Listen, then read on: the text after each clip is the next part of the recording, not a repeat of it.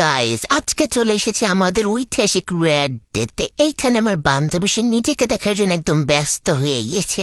সে আগে নিজেকে দেখলো, এরপর আমি চলে গেলাম মাঠে। এখানে মেয়েরা ঢং করতেছে, আর এর মাঝে এই যে এবেরি আমারে দেখা মাত্র লুক দিবে। আমি তাকে না দেখে চলে গেলাম মাঠে নাচ দেখতে। এইখানে আমাদের রঞ্জনারা নাচানাচি শুরু করে দিয়েছে। কি সুন্দর করে তারা নাচতেছে ভাই, কি যে বলবো, দেখতে ভাল লাগতেছে। কি সুন্দর করে তারা ডিস্কো দিবানি করতেছে। এরপর তাদের ডিস্কো দিবানি দেখতে দেখতে আমি চলে গেলাম লেখালেখি করতে। এইখানে বান্ধবী অলরেডি লেখালেখি শুরু করে দিয়েছে। এরপর সে আমার পিকের মধ্যে কি জানি একটা লিখলো, আর এই যে এইখানে এসএমবি লিখার আগে দিল হাই। মানে সে লিখবে না ভিডিও করবে, আমি জানি না।